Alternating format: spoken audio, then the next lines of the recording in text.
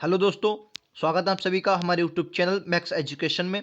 तो max education आपके लिए लेकर आया है यूपी पुलिस, यूपी लेखपाल के लिए जीके जीएस के बेहतरीन प्रश्नों के साथ हाजिर हुआ हूं। ये प्रश्न आपके एग्जाम में 110% आपको देखने को मिलेंगे। महत्वपूर्ण 25 प्रश्न होंगे।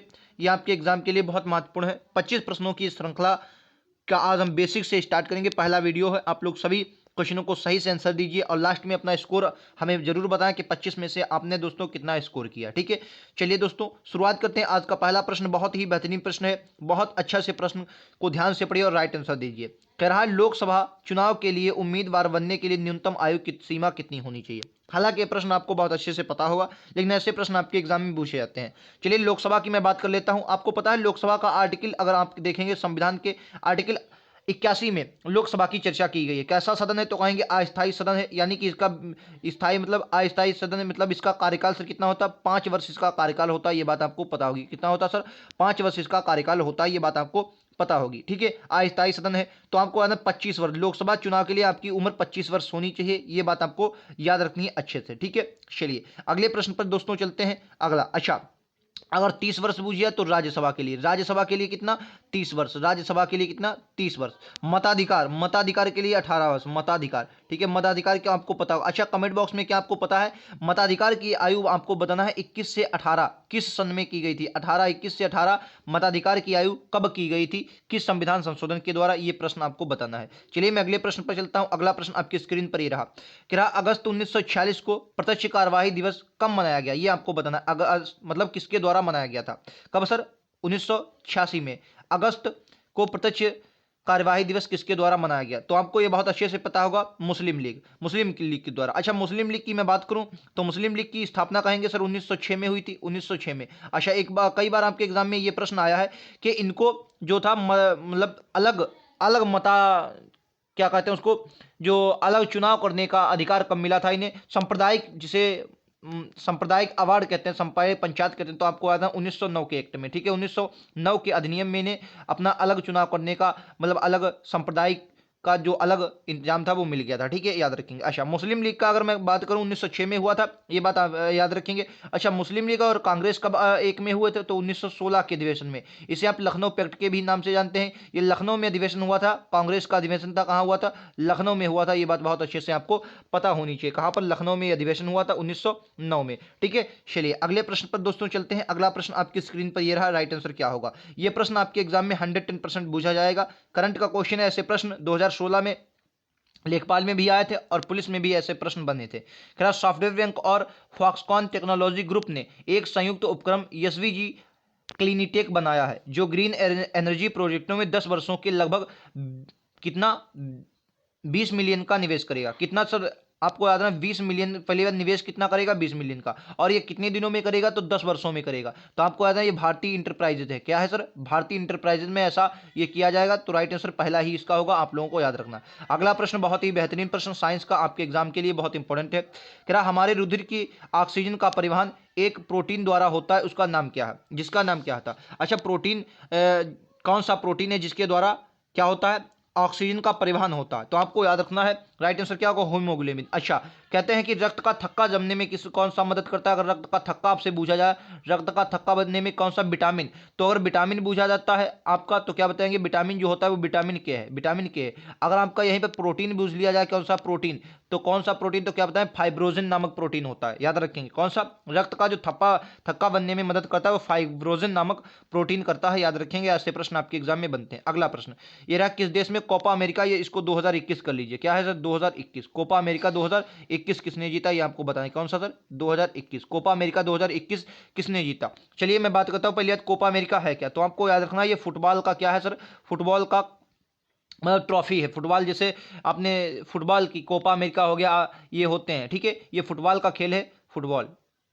ठीक है, फुटबॉल का टूर्नामेंट होता है कोपा अमेरिका। ठीक है, फुटबॉल का। अच्छा ये किसने जीता, ये अर्जेंटीना ने जीता है। हराया किसको था, अर्जेंटीना ने ब्राजील को। किसको सर, ब्राजील को हराकर ये जीता है। ये बात आपको याद नहीं, ब्राजील को हराया है और अर्जेंटीना ने जीता है। और ये 19 वर्षों के बाद जीता है। अर्जेंटीना ने लगभग 19 वर्षों के बाद ये जीता है कोपा अमेरिका। आपको याद रखना 2021 में जीता है, ये बात आपको अच्छे से याद रखनी। फुटबॉल का टूर्नामेंट है कोपा अमेरिका। ठीक है, नेक्स्ट प्रश्न दोस्तों, अगले प्रश्न पर चलते हैं। अगला प्रश्न आपकी स्क्रीन पर ये रहा, राइट आंसर क्या है। बहुत ही इंपॉर्टेंट प्रश्न है आपके एग्जाम की दृष्टि से।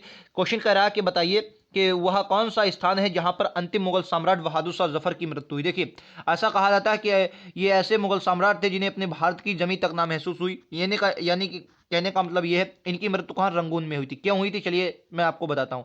1857 का विद्रोह होता है। 1857 का जो विद्रोह होता है, इसकी जो वास्तविक सत्ता थी वो किसके हाथ में थी, आपको याद है, वक्त खां के हाथ में थी। किसके, वक्त खां के हाथ में। ये प्रश्न कई बार आया है। वास्तविक जो शक्ति थी वो वक्त खां के हाथ में थी। अच्छा, वक्त खां ने बहादुर शाह जफर को गद्दी पर बैठा दिया, और जब इन्होंने, अंग्रेजों ने फिर से 1857 के विद्रोह, सॉरी 87 लिखा है, आई एम सॉरी, ये 57 है, ठीक है, आई एम सॉरी।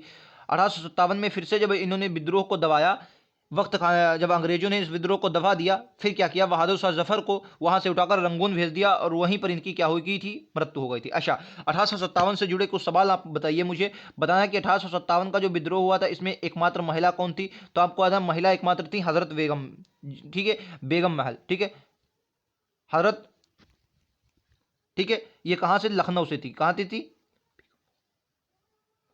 ठीक है, लखनऊ से थी, लखनऊ, याद रखें। कहां से इनका नेतृत्व कहां से कर रही थी, हजरत महल जो थी, हजरत महल जो थी, ये कहां से, लखनऊ से कर रही थी अपना नेतृत्व। अच्छा, आपको ये बताना है इन्होंने किसको गद्दी पर बैठाया था, तो आपको आना विरजिस कादिर। ये विरजिस कादिर जो था, ये विरजिस कादिर इनका पुत्र था। विरजिस कादिर को इन्होंने अपने तरफ से बैठाया था, याद रखेंगे, ठीक है। किसने, विरजिस कादिर को। अच्छा, ये बात बहुत इसे आपके एग्जाम में कई बार पूछी गई, तो आपको इसको याद रखना है। अगला प्रश्न आपकी स्क्रीन पर ये रहा, राइट आंसर क्या है, केंद्र सरकार के विकास व्यय में कौन सा शामिल नहीं है।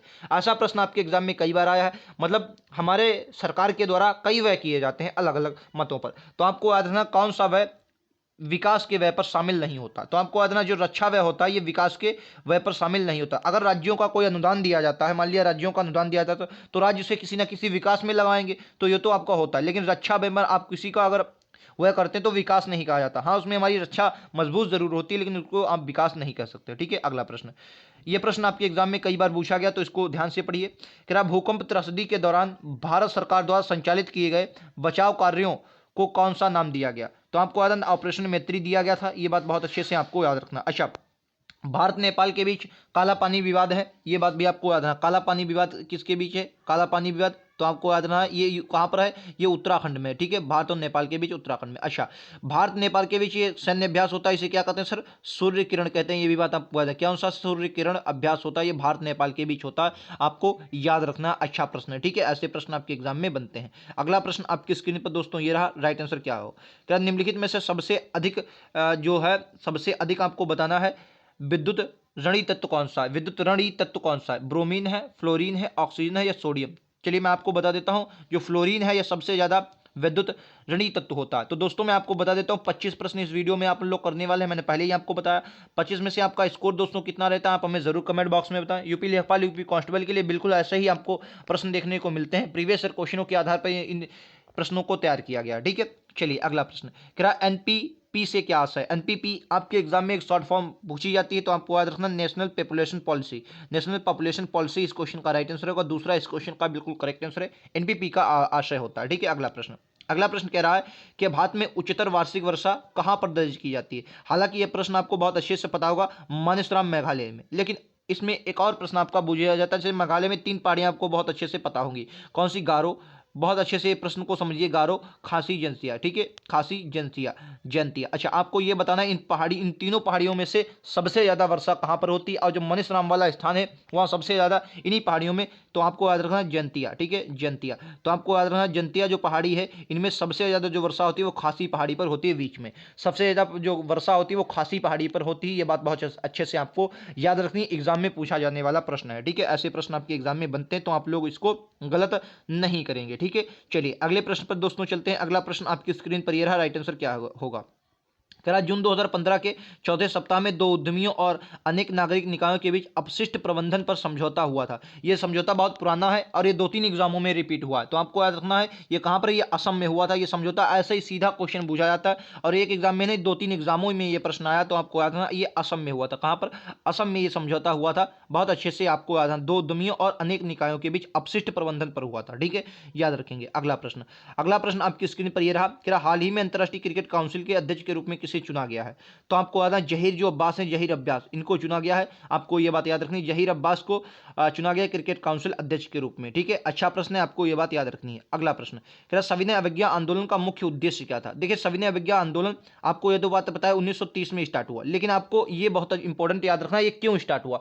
तो आपको याद रखना गांधी इरविन समझौता हुआ था। ठीक है, तो आपको ये याद रखना जो गांधी जी थे इनकी 11 सूत्री मांगे रखी थी। इन्होंने क्या रखी थी? 11 सूत्रीय मांगे रखी थी, 11 सूत्री मांगे रखी थी। अच्छा, 11 सूत्री जब मांगे रखी तो उनका 11 सूत्री जो मांगे रखी गई तो उन पर क्या किया गया? उन पर बल नहीं दिया गया, उनको देखा नहीं गया। तो 11 सूत्री मांगों का जब मतलब कार्य नहीं सही हुआ तो इन्होंने गांधी जी ने सविनय अवज्ञा आंदोलन चला दिया। और क्यों चलाया? ये नमक कर के विरुद्ध चलाया था। किसके? नमक कर के विरुद्ध। अच्छा, एक बात और भैया आपको याद रखना है, सविनय अवज्ञा जो आंदोलन स्टार्ट हुआ फिर इसके बाद समझौता हो गया, ये नहीं चल पाया। ठीक है, 1930 के बाद फिर 1932 में, ये बात बहुत अच्छे से आपको याद है, 1932 में द्वितीय सविनय अवज्ञा आंदोलन चला और 1932 से 1934 तक ये द्वितीय सविनय अवज्ञा भी चला था। आपके एग्जाम में पूछा जाता है कि द्वितीय सविनय अवज्ञा आंदोलन कब से कब तक चला, तो आपको याद है 1932 से 1934 के बीच द्वितीय सविनय अवज्ञा आंदोलन चला। एक बात और भी आपको याद रखनी है, फिर 1934 में जब गांधी जी को गिरफ्तार कर लिया गया, कहते हैं कि गांधी जी के साथ लगभग 1 लाख लोगों को, जो उच्च नेता थे उनको 1 लाख लोगों को सविनय अवज्ञा आंदोलन में गिरफ्तार किया गया और उसके बाद 1934 में सविनय अवज्ञा आंदोलन पूर्णतः मतलब रुक गया था। ठीक है, आपको याद रहे तो नमक करके विरुद्ध ये आंदोलन चला था। 11 सूत्री मांगों को ना मानने के कारण गांधी जी ने सविनय अवज्ञा आंदोलन चलाया था। आपको ये बात याद रखनी है। ठीक है, चलिए अगला प्रश्न आपको चलते हैं। अगला प्रश्न आपकी स्क्रीन पर ये रहा, कह राइट आंसर क्या है?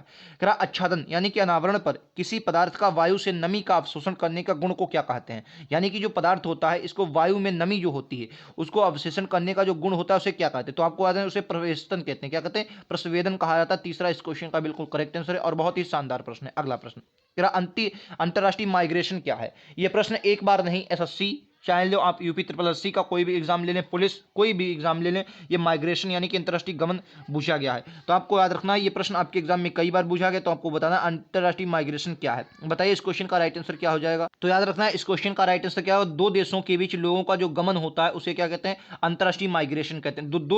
दो देशों के बीच लोगों का गमन होता है उसे अंतर्राष्ट्रीय माइग्रेशन कहते हैं। याद रखेंगे छपने वाले प्रश्नों में से। ठीक है, अगला प्रश्न ये प्रश्न मैंने इसलिए ले लिया क्योंकि ये प्रश्न यूपी लेखपाल 2016 के एग्जाम में पूछा गया। ठीक है, क्वेश्चन कह रहा है प्रायद्वीपीय भारत का दक्षिणी छोर कन्याकुमारी स्थित है। तो आपको याद है ये देखिए मैं आपको बता दूं ये पृथ्वी है। ठीक है, पृथ्वी के ऊपर ये आपकी है 0 डिग्री रेखा। कहां पर है 0 डिग्री? जिसे आप भूमध्य रेखा कहते हैं। क्या कहते हैं? 0 डिग्री। उसके ऊपर ये आपकी है कर्क रेखा। अच्छा, कर्क रेखा जो है तो कर्क रेखा के इस तरफ आपको इस प्रकार भारत देखने को मिलता है। कहां पर? इस प्रकार आपको भारत देखने को मिलता है, आपको पता होगा। ठीक है, इस प्रकार आपको भारत देखने को मिलता है। अच्छा, तो कन्याकुमारी कहां पड़ेगा? देखिए भूमध्य रेखा के दक्षिण में, तो भूमध्य रेखा के दक्षिण में ये तो आपको नहीं है, गलत हो जाएगा। मकर रेखा के दक्षिण में, तो मकर रेखा तो इधर है और मकर रेखा का दक्षिण तो और भी दक्षिण होगा नहीं।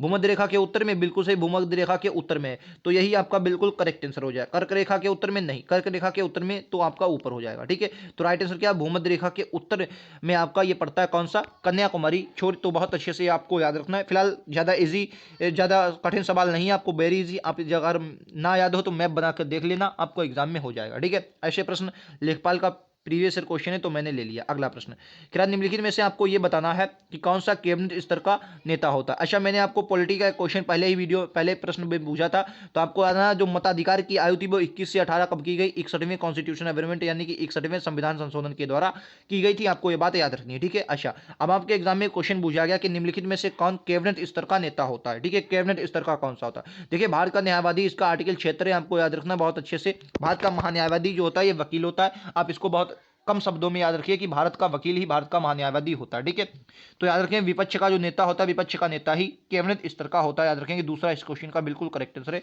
कैबिनेट स्तर का कौन होता है? भारत का नेता होता है। ठीक है, विपक्ष का जो नेता होता है। ठीक है, याद रखेंगे। अच्छा, भारत का न्यूनतम महालेखा परीक्षक जो होता है, ये बात आपको याद है 148 इसके 148 आर्टिकल में इसकी चर्चा की गई है। ये बात बहुत अच्छे से आपको याद रखनी है। ठीक है, नेक्स्ट प्रश्न आपके अकाउंटेंट इसको कह सकते हैं आप। ठीक है, अगला प्रश्न, ये भी प्रश्न आपके एग्जाम में पूछा गया है कि मथुरा, डिगबोई और पानीपत में परिष्करण शालाएं और किसके द्वारा स्थापित की गई हैं? ये आपको याद रखना है इंडियन ऑयल कॉर्पोरेशन लिमिटेड के द्वारा मथुरा, डिगबोई और पानीपत में प्रशिक्षण शालाएं स्थापित की गई हैं, याद रखेंगे। चौथा इस क्वेश्चन का बिल्कुल करेक्ट और बहुत ही शानदार प्रश्न होगा। ऐसे प्रश्न आपके एग्जाम में पूछे जाएंगे, ठीक है। नेक्स्ट प्रश्न आपकी स्क्रीन पर ये रहा, निम्नलिखित में से बताना है, ये भी प्रश्न आपके एग्जाम में पूछा गया प्रश्न है।